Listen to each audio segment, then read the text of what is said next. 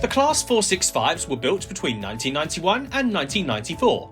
The first unit was delivered to Network Southeast in December 1991, and the last was delivered in April 1995. Their first ever working, a special trip put on for the press, ran on the 11th of August 1992. The first examples of the class then entered full-time passenger traffic on the 13th of October later that year. 147 of the units were built in total.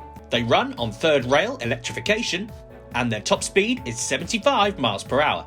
Each individual car is about 21 metres long and of welded aluminium construction. The capacity of the units is around 340 seats each, but these do run in formation to form longer trains and bigger capacities. The sets weigh in at 136 tonnes each. Their arrival saw them replace old wooden slam door class 415s, 416s and 423s. There have actually been 3 different manufacturers of the Class 465s. These were British Railways Engineering Limited, ABB Rail and Metro Camel, all at different stages. Initially, Network Southeast had invited external tenders for 710 Class 465 vehicles. Their initial preference had been to build all of the units at the BREL works in York. However, they faced stiff competition from Metro Camel in the private sector, and reluctantly they agreed to split the construction with them. Because of this, the 465s have 4 subclass designations. The first consists of 465-0. These are the original 1991 to 1993 built units by BREL and ABB Rail. They are numbered from 465001 to 050. The 465-1 units were built by ABB Rail from 1993 to 1994. These are numbered from 465151 to 197. The 465-2 units were built by Metro Camel between 1991 to 1993. Externally, you can see some differences between the manufacturers in terms of their overhead vents and dot matrix displays. The Metro Camel built units were numbered from 465235 to 250. Finally, there's the Class 465-9 class, which are actually refurbished examples of the 465-2 class. These refurbishments were carried out at Doncaster Works in 2005. This included major interior upgrades, including the addition of first-class seating. Returning to traffic, they were reclassified and renumbered from 465901 to 934. Despite the differences, the different subclasses are all able to run together in formation today. The refurbishment of the 465-2 units allowed them to spread out to outer suburban routes to work alongside the Class 375 units. To cover for their previous duties, the Class 376s went on to work on most of the inner suburban workings. There was also once another subclass. One unit, 465301, was temporarily reclassified as a 465-3. This was during its time as a demonstrator for the Class 365. Afterwards, this unit was renumbered 465037. Further refurbishments were done to the 465-0 and 465-1 units between 2010 and 2012. This was performed by the Railcare company and included work on door and air systems, plus couplings and trailer bogies.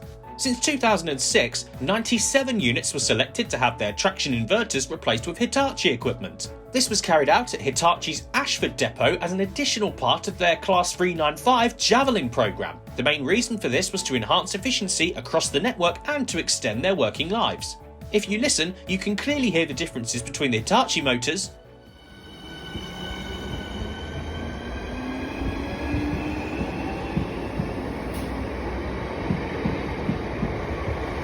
and my personal favourite, the original GEC Alstom motors.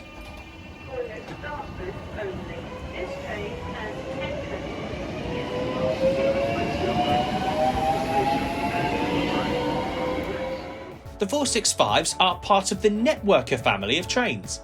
The Networker scheme, brought in to replace older classes, was part of an £800 million project. The main goals with the rolling stock reform were an increase in loading capacity, a reduction in maintenance costs, and finally, savings on energy consumption. In addition to the rolling stock, this programme included major infrastructure work on the track, signalling and station platforms. Other Networker classes include their sister class 466s. The 466s run in formation together with the 465s to form 10-car trains. When the 465s first came into service, they initially struggled in terms of capacity, so the additional 466 units provided much needed additional space. The genesis of the 465s can be traced back to a prototype unit originally designated as a Class 457. This prototype class ran under third rail power on the former southern region from the likes of Waterloo. A year later, it was modified and redesigned as a Class 316. During this time, it ran on overhead wire electrification on lines north of the River Thames. The 4 cars of the unit all met different fates. 1 car was scrapped completely, while 2 were inserted back into Class 455 units. 1 power car has been preserved, and this can be found at the East Kent Railway. Back to the 465s, let's look at their service history. They made their debut in the early 90s under British Rail's Network South East franchise. They were branded as Kent Link Networkers, paying homage to their South East stomping grounds. With the dawning of the privatisation of British Rail, they fell under the banner of Connex SouthEastern from 1996. They then moved on to the next franchise called SouthEastern Trains in 2003, who operated under the SouthEastern brand. And since 2006, they've been part of the London and South Eastern Railway Limited, who operate the SouthEastern brand we know and love today. Click the link in the description to head to your guide to 101 facts you need to know about the modern day SouthEastern. They are the oldest members of the SouthEastern fleet that are still in service.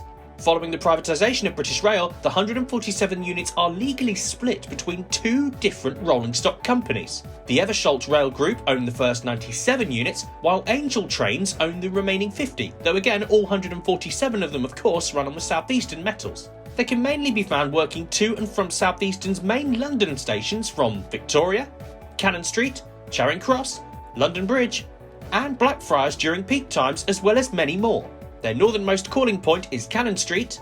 Their most westerly calling point is just across the way at London Victoria. They've run as far east as Broadstairs en route to Ramsgate during some summer specials, and usually travel as far south as Dover Priory. Very occasionally you can see them at the major Eurostar interchange at Ashford International. They are primarily maintained at SouthEastern's Slade Green, Grosvenor Road, and Gillingham depots, among others. They've become available to control in Train Sim World 2 via a DLC pack. Here you can control the 465/9 subclass in a variety of different scenarios. These include mastering the routes between Rochester to Faversham and Gravesend to Gillingham, among others.